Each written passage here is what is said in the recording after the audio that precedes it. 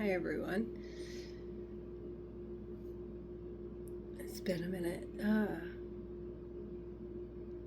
And I realize it's the last time that I posted to you.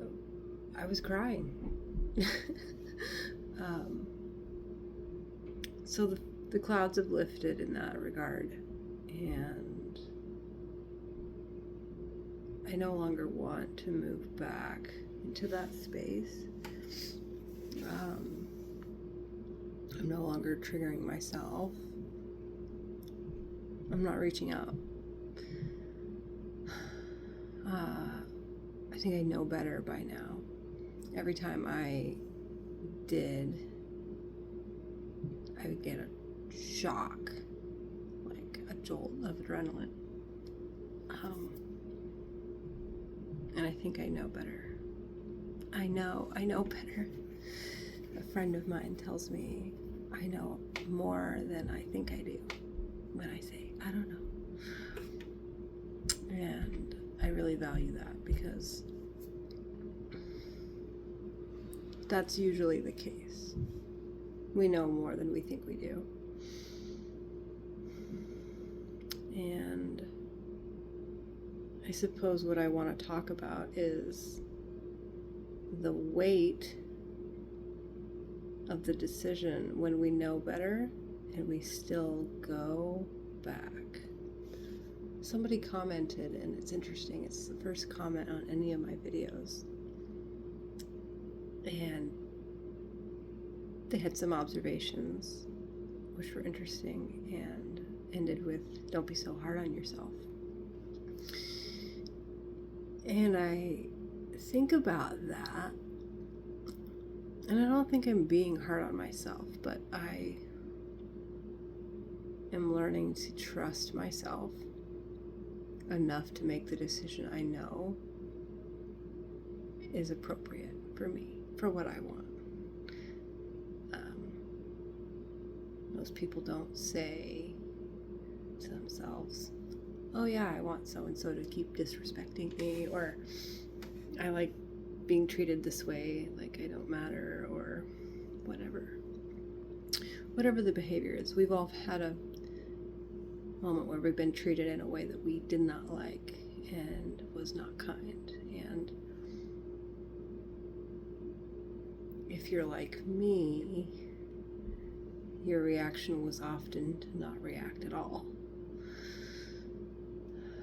Now there's a few layers to that. One of them is you think about it because you don't trust yourself. You go, that seems weird.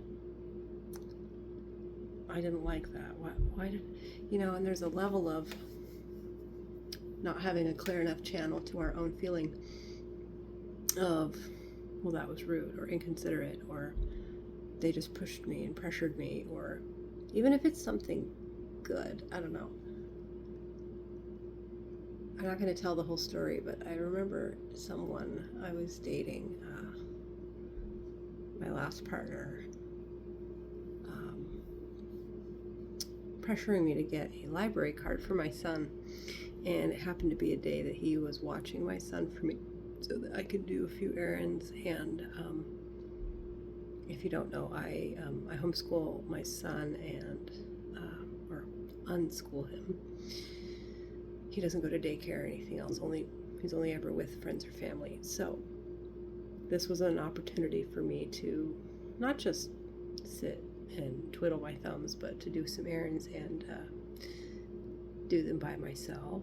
And I was then called upon to come to the library to fill out paperwork. And it was the last thing that I wanted to do. And I did it because I couldn't find a reasonable enough reason in my head with the short amount of time given to explain that I don't want to do this right now. I see the validity, I see the value in a library card. Of course I do. I love books. But in the moment, it wasn't what I wanted to do. And,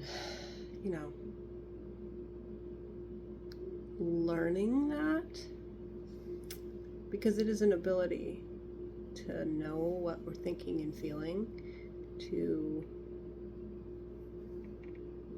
be able to stop if we don't know what we're thinking and feeling and we need to think about it in order to form a response. I mean, you saying just a moment.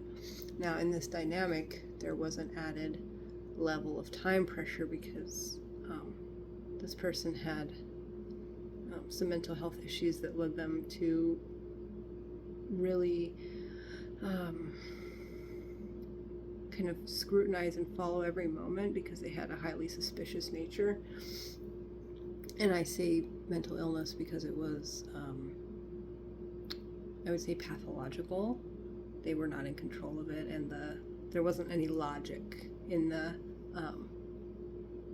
the formulation of these fears because, at least in my case, like, there was no reason to believe this, that I was, he feared infidelity from a past situation with someone else.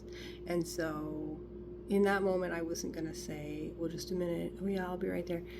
It was like I showed up, and even just me sitting in my car for a moment, I could see how uncomfortable he was. And I was also uncomfortable. I was irritated. I was tired, stressed out. Because I've chosen this, but it doesn't mean it isn't hard to be full-time with your son. And so both things can be true. I've chosen this, and it is difficult and demanding, and I wouldn't change it. So it wasn't until later that I was able to articulate why I was bothered.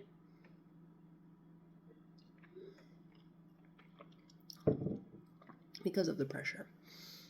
And I think a lot of times we are so used to being pressured by other people that we don't even realize when it's happening. We've been conditioned to believe that we're just being whatever, fill in the blank, sensitive, problematic, grouchy. And I used to think that about myself until I learned my sensitivities and what they were, knowing that certain things are overstimulating. Certain places aren't places I'm willing to go. And if I do, I need to be prepared. And if I do, it has to be planned out and all these things. And now, over the years, I can say I know when I'm at capacity. I know what I can and can't do. I know when I'm likely by my cycle to be more sensitive and low energy and low tolerance. And I didn't before. And I've been thinking a lot about that. Trusting myself and having the strength to make the decisions based on the knowledge I've gleaned. I still work in progress. And I'm making choices based on information minute by minute. I don't always protect myself from being hurt emotionally because I think that caring for people and loving them and showing it, allowing yourself to be vulnerable is one of the beauties of life, and I wouldn't stop being vulnerable to keep from being hurt. I can tell when certain people are likely to hurt me again, and that's when I stop giving them the opportunity.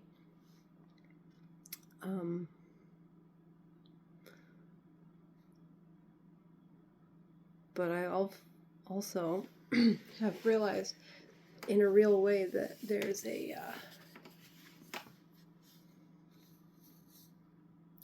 a certain gift I've been given from this period of my life, or I guess that period, with this person. Now, I'm not saying it was meant to be, or, those insensitive things people say when we're going through grief. Well, it was meant to happen, all these things, we chose this. Okay, well, maybe so. But while I suffered, I didn't want to hear that.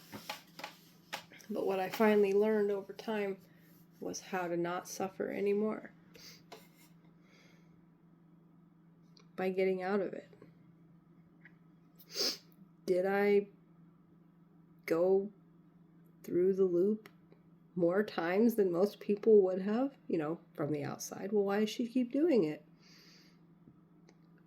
Various reasons. And I think that there was a point where somatically I could not be in this person's presence. But I started to limit our exposure to one another. And part of it was once I got my own apartment and I began to feel what a place with just my energy and my son's felt like, what that was like to be in charge of my own space. It just changed everything. I'd been struggling with this relationship, but I'd also been struggling with my relationships with my family, my roommate family.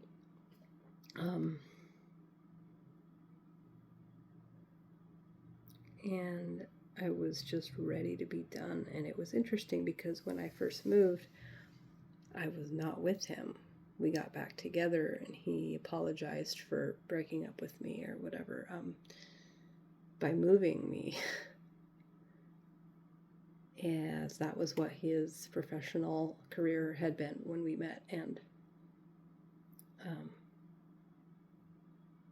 things went okay for a while, but there was just a certain point that I reached where I wasn't feeling settled around him.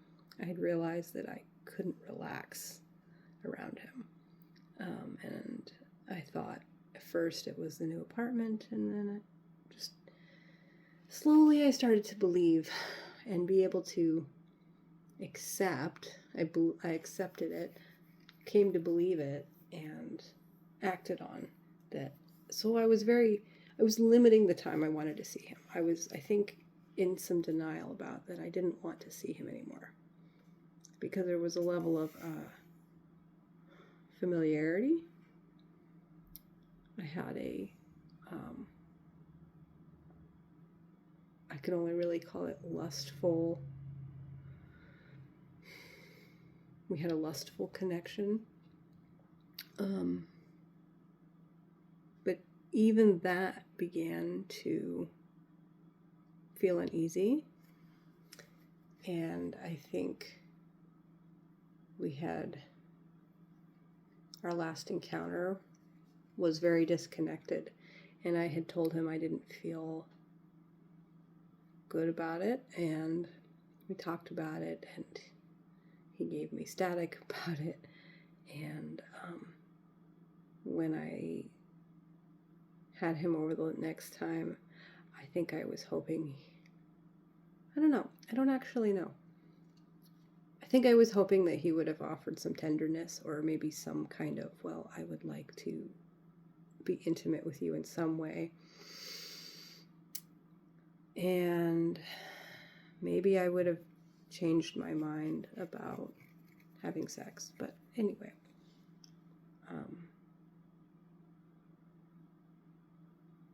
And see, even now, my mind is, when I think about that night, my mind is drawn into wondering if it could have been different. And that's what brought me back so many times, is wondering if I did something differently, would it have ended differently? And taking responsibility for the connection. And because I had been self-abandoning for the love to work for so long. that I was keeping our relationship together by sheer will.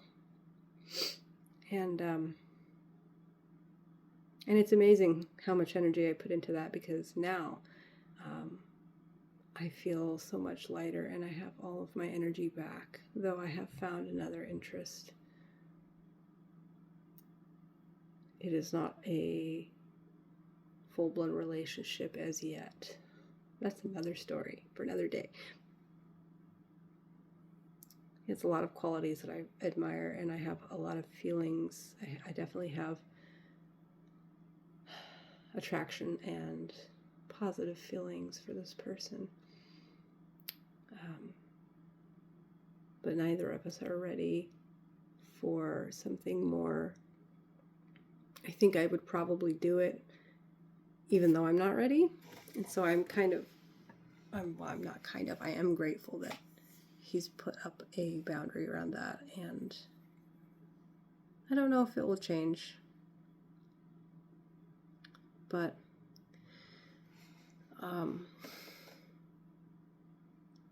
what's the point of this whole story?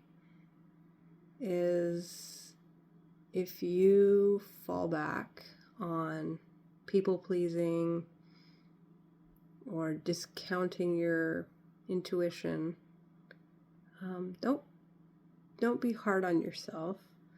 Acknowledge it. File it away. Keep going. What you say,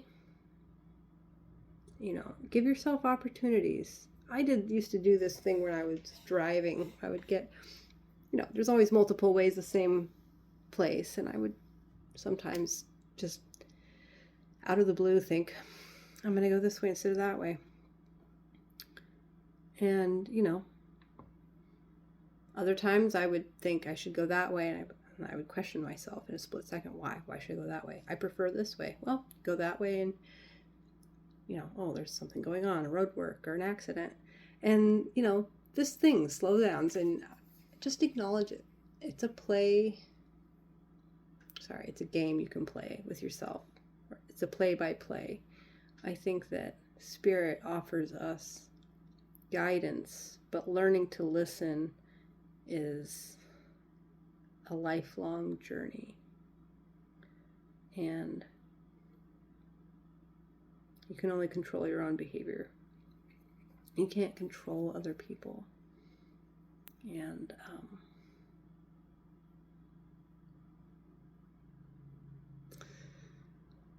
I'm just grateful to be here. Oh, and I think I'll end it on a high note, which is that I am grateful to this person who has exited my life, because, well, I thought I was a catalyst for them, as it seemed that shortly after meeting me,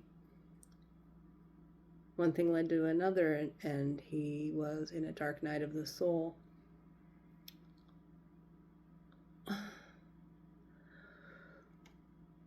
I really landed on a self-love journey because of this connection. Because I did love him. And I do love him. But I cannot love him more than I love myself. And I don't think I will ever go that far down a road that even I know is ill-advised.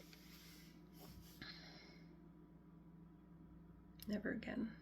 And I don't think it has to be the glaring red flags. That's the other thing. There were red flags and I ignored them. Just obvious inconsistencies, incompatibilities. And I wanted it to work because I wanted the feeling to continue that I had. The infatuation, the excitement, feeling chosen. And now, though I found someone by all the appearance is much better. I feel deeply that, well, I mean, like I said, it's always everyone's choice.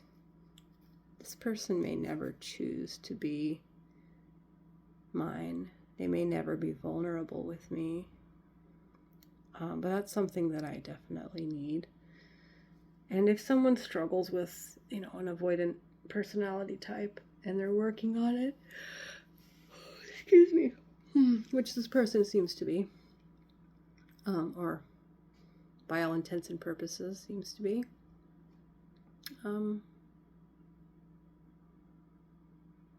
I believe in hope, but I won't self-sabotage my life, my direction, my voice, and my inner voice for that hope. I want to be shown. I definitely desire someone to choose me and to choose to grow with me and to trust me. I've grown so much since, I've just been growing exponentially. Some might call it a quantum leap. It almost feels like it happens consistently. And on this night of the new moon eclipse, I'm just unapologetically living my life now. Unapologetically feeling my feelings and making choices based on that.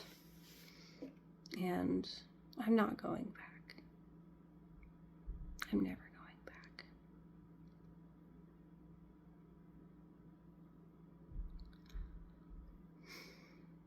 And it's beautiful and it's sad all at the same time, because I can't rush this. Something that has come out for me consistently in the last month is the Prince of Cups, learning to building stability, and Empress.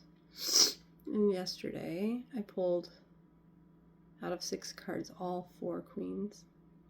I never in my life.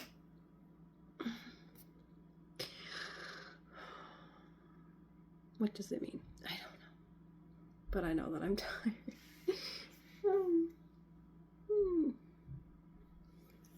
This is my one free night. So I'm enjoying it. Napping. Hopefully gonna go out and see stars if there's any sky.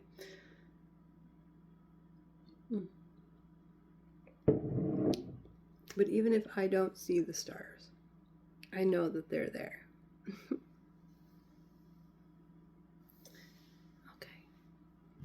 Over and out, friends.